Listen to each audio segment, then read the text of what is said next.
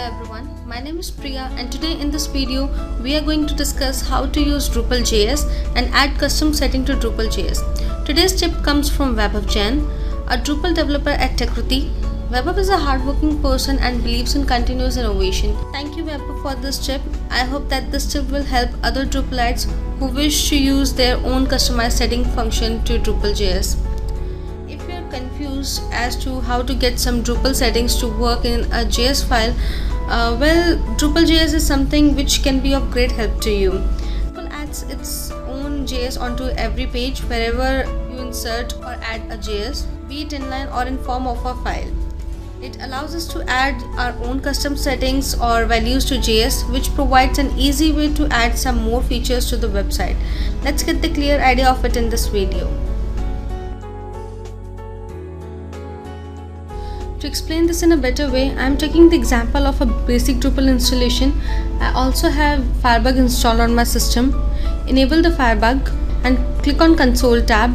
Give the command console.log Drupal and then hit enter.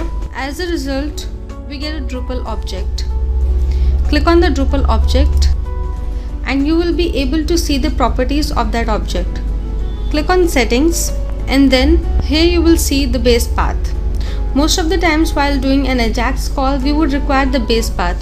Drupal.settings.basepath is something where you can get the base path from and can be appended to any callback you define in your modules. To get the value of base path, once again click on console and type Drupal.settings. These all are the settings, and if you notice there is no customized setting. Select the base path and hit enter. Now you see the base path value. If you want Drupal's translation functionality, which you use it in PHP as T function, you can use it in JavaScript via Drupal.T function.